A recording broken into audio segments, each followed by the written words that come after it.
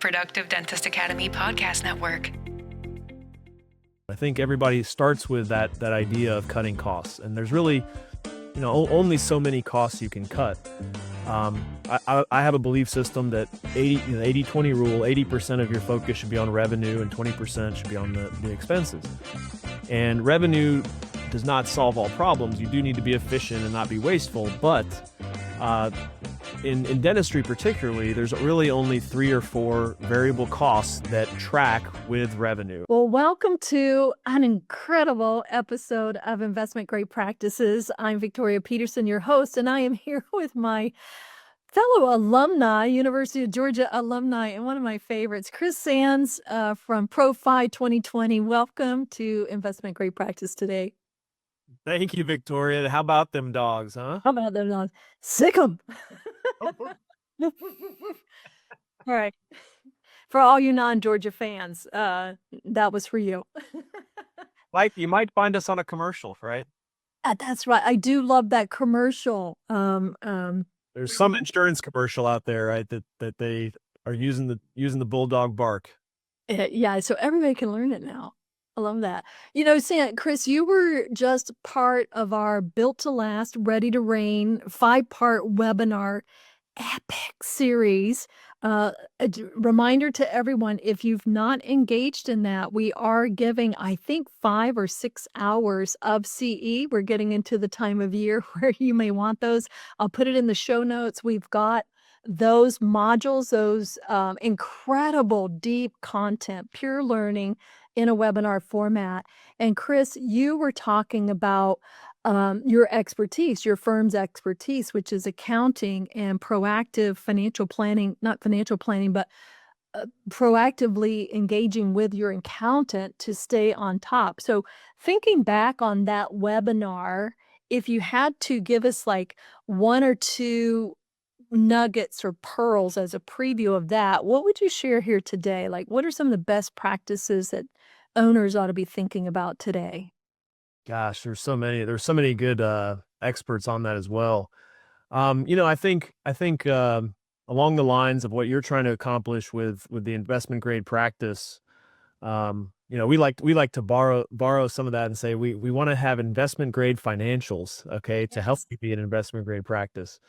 And all of that is in line with some of the other experts that were on that panel in terms of preparing your business for sale. And both you and I have gone through the certified exit planning advisor certification. And one of the mottos there is, most people think of exit planning as an event and something they're going to do someday and they'll just deal with it then. But really, exit planning is simply good business strategy. It should be thought of from the day you start your business. So, along those lines of thinking about your finances, having your accounting, your business always presentable and ready for sale at all times. I thought that was a good discussion. I thought Howard Polanski's portion on how to accelerate debt payoff, because that contributes as well to when you sell your business. You're going to have to pay some taxes, and then you have to pay off any debt, and then you get like a net number. So knowing that number that is needed for you and working that math backwards and looking at your debt and having some sort of focused plan around eliminating that. And then you receive this, you have what in the financial industry they call a liquidity event, where you've now sold your business and converted that business asset into a cash asset. And what do you do with that cash, and how do you make that money work? And I thought, Dentist Advisors did a great job in their portion talking about how to be thinking of that to set up your, what is your retirement income stream and how are you going to build it? So that was a lot of fun to do it individually, and then to come together as a panel at the end and to just collaborate and share. So thank you for putting that together. I think it's super valuable that everybody out there, if you haven't done it, you want to get some free CE credits before the year is over, you got to go check that out.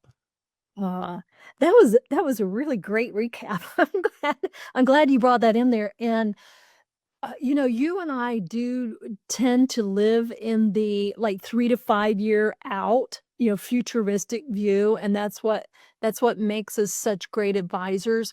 And so I want to bring this into like the day to day and just let everybody know one of the things I've come to believe is that exit planning is not about leaving your practice. It's not about leaving your business.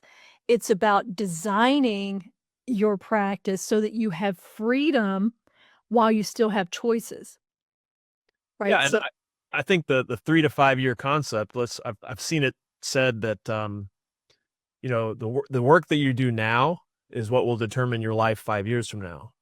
The life you're living right now is a result of whatever you have done or implemented 5 years ago, and yeah, your focus and your intentionality, your planning. You're actually taking action. But we're humans. We tend to drift off course, and you know, I love old. I think I may have quoted this in the last time we met. The old Zig Ziglar quote of, if you don't have goals, you're just a wandering generality. That's what he used to say. And you can wake up in life, and 5 years goes by in a blink.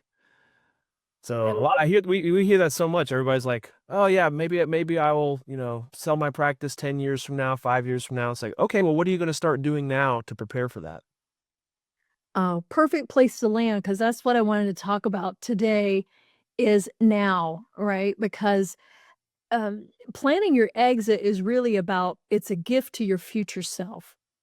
So if you and I came down and got really pragmatic, the one document that every doctor should be looking at with their accountant every month are two documents, their financial packet, right? Their profit and loss and their balance sheet and how that ties back to the practice KPIs. Like how do we have a pull through to revenue cycle management? How do we have a pull through to case acceptance? Those kinds of things. So play with me here a little bit because I think there's two parts to the equation. In my own experience being an entrepreneur and owning dental practices, and in those that we coach, that there's the data side of accounting, and then there's the emotional side of how those numbers got there. So if we thought about our practice financials as a wealth mirror, something that's going to reveal our mindset.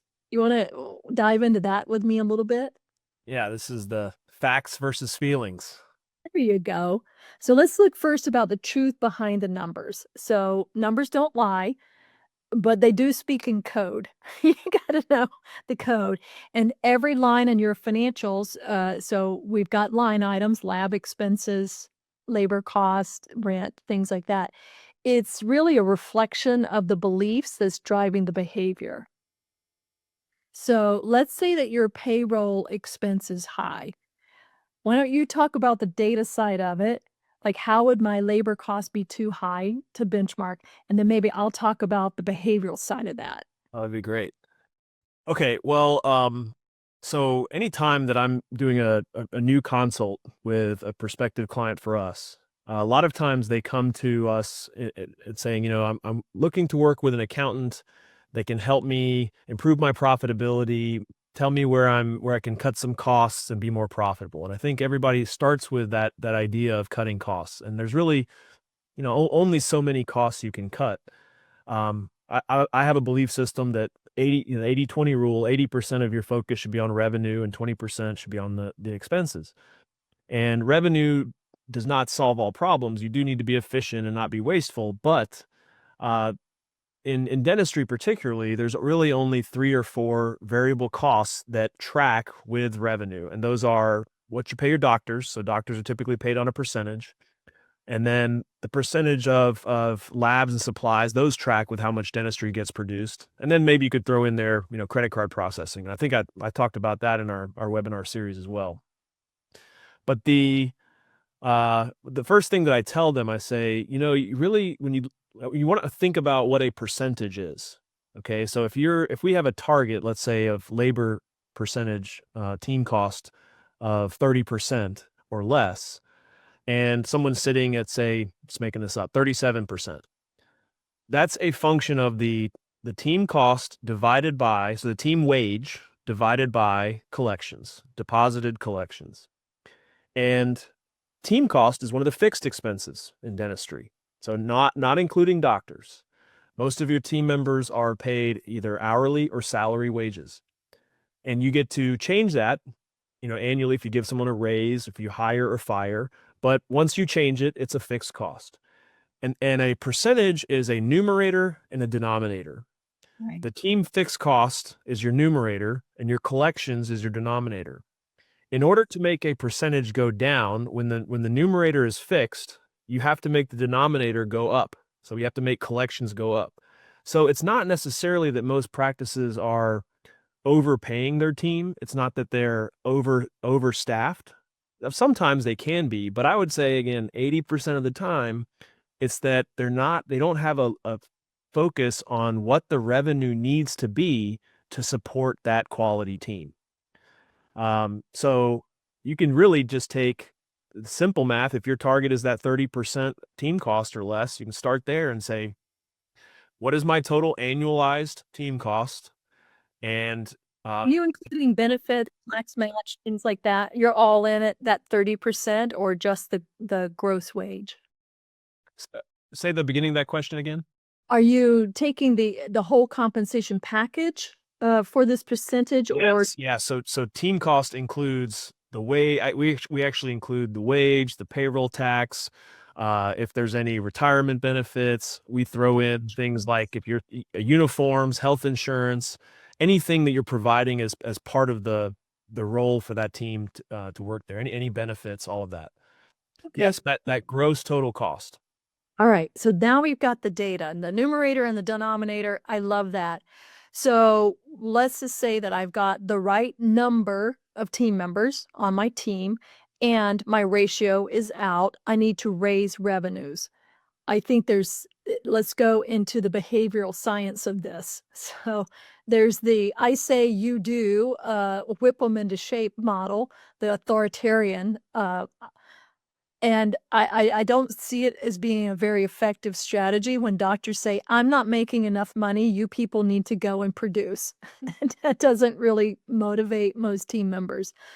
What could motivate them though, right, is you look at it individually. So from a personal standpoint as an owner, first take a step back and go, am I being too generous here? And I've had doctors do that. I had one client who said, we like working 4 days a week. We'd like our team to have that same benefit.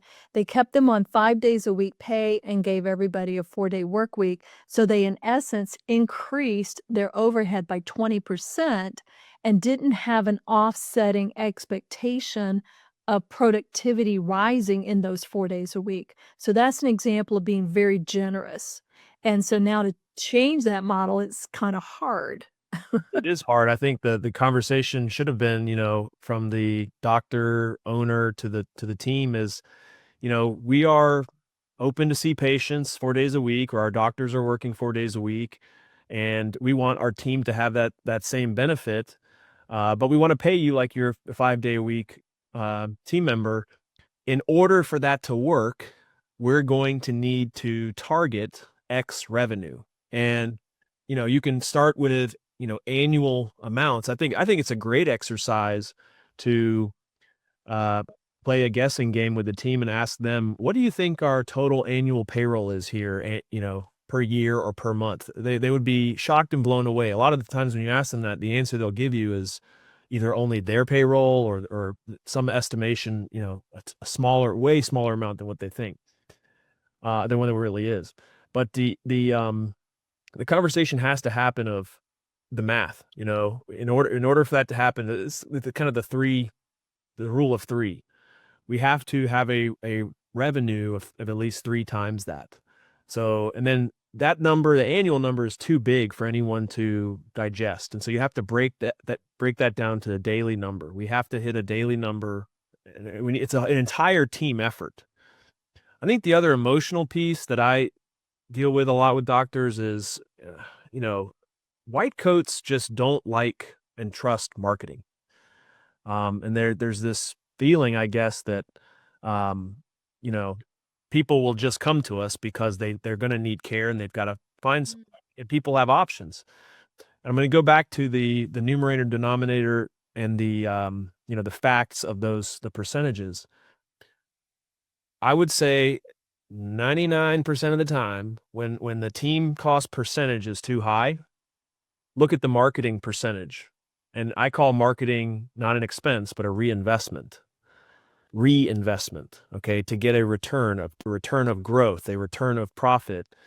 And if you look at that marketing expense, when the team expense is too high, I guarantee you the marketing is under 2%, probably under 1% reinvestment rate. And I the love it. businesses that are running some of these practices in the world of DSOs, when they're treating it like a business, that's not all a negative thing. They are having to reinvest. DSOs are reinvesting 6 to 8% of their revenues back into marketing because they don't have great retention.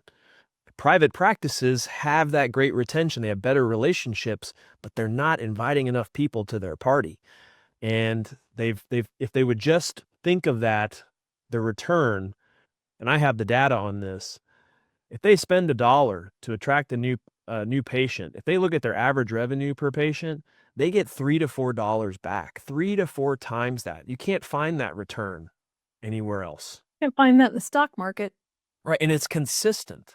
Let me ask you this, Chris, because I think there's a behavioral driver around this too. I love where you said white coats are afraid of marketing or don't understand marketing. It comes back to the same premise of what is going to motivate my team about being engaged and being here and playing their part. So getting the team engaged about patient care, that's how you lift revenues. The volume, so that's those are things like case presentation, the communication skills, all of that. You've got your patient financial options. All of that is like team motivation and driving those systems. When it comes to marketing, we've been doing this for a long time. We've actually created our marketing agency in 2011. So it's been about 14 years now. And we see the same things. Those that invest like 6 to 8%. And part of that, about 3% or so, is going directly to internal marketing today because we started asking the question, when does a new patient journey end? And when I poll dentists, and you can ask yourself right now, answer really quickly before I give it to you, but 9 out of 10, if not all 10 doctors will say, when I do my exam. But when you're thinking about, and I go, so what happens to the patients if they say no to the next step? And they go, well, they go into hygiene. And I said, no, they said no. They're not coming back to your practice. So in a marketing term, I love that you said reinvest in the practice because there is this piece of re-engagement because people need to hear or see a message 3 to 5, sometimes 7 to 11 times. So by the time they come and sit in your chair, they might be on number 3 on building that bridge of trust. We've recently really expanded our re-engagement programs, and we had to call it that because doctors have an emotional reaction to reappointment or reactivation. We realize that there's an emotional reaction to the word reactivation, and we got an absolute hardcore no. No, I'm not going to do reactivation. And I said, well, tell me about that. Well, my hygienist is already busy enough. We don't need to spend money on that. So I think we need to tease that apart a little bit. And you're one of the few accountants that I know that really understands marketing at a deep level. What I'm talking about is that unscheduled restorative. Those new patients that came in that didn't come on your books, you comprehensive treatment plan in hygiene, and they're not coming on. Every practice is sitting on $500,000. The most we've found is $3 million. So pulling the market all the way through, getting past your own limiting beliefs about what that is, and there's so much automation. It would be tempting. Tell me what you've seen about this. It would be tempting to say, yeah, we've got it automated. So if the patient doesn't schedule, they start getting messages from us, and that's all we need to do. What we have found is those stock messages may not be authentic enough to really connect with that patient's unique experience. And so having marketers who understand storytelling and making the patient the hero is what leverages it back. And we've been running this for about a year and a half now. On a low, we're getting $27,000 on the schedule, not hypothetical, but in the chair. And on a high, I don't think I've shared this with you. Guess what the highest, like a single outbound message, text and email. What do you think the highest reschedule rate was? Single outbound, let's say 10%. Give me a dollar figure. What's the highest you think that we could re-engage treatment? The highest dollar amount that you could of treatment you could get? Mhm. Oh, goodness. I mean, I don't know. You might potentially get someone with a full arch case.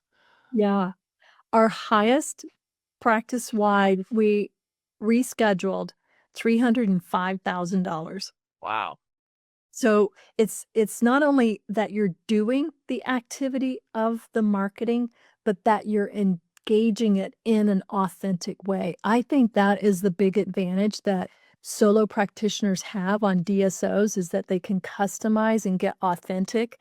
Now, it took that doctor maybe 2 months, 3 months to fulfill all of the treatment that we got from that one campaign. So it's the attraction, it's the re-engagement, and then it's the continued care, that heartbeat of the practice through hygiene. Um, I see that as a trifecta of stabilizing revenues. In both dentistry and accounting, because I was not, privy to the accounting industry and how they operated. I've acquired a couple accounting firms, and through that acquisition, seen how they operated, how they really what their client, and I was interested in what their prospect list was. And it turned out that that a prospect list didn't exist. In both of those industries, and something I think in most of business or entrepreneurial people who have to go out and seek clients or patients, there's a common phrase or technology called a CRM, Right. um, which is, what does it stand for? Client Relationship management. relationship management. Yes. And there's you use the word reactivation in the dental industry, which you say there you're getting pushback on, but in marketing or in business, we call it nurturing. Right. You have to, the value of your business is in your list. It can be a patient list, a client list. It can also be a prospect list. I mean, a database. And to be able to nurture or prompt or use multiple mediums to connect and reach out to a prospective patient or to reactivate an old patient, that's a normal part of the cycle of business that's missing in, I can tell you, both accounting and in dentistry. Most of them think of just what's in their practice management software that they're either doing work on or that has done work in the past. It's a lot easier and cheaper to reactivate or to reconnect with a former patient or client than it is to go out and find a new one. Yeah.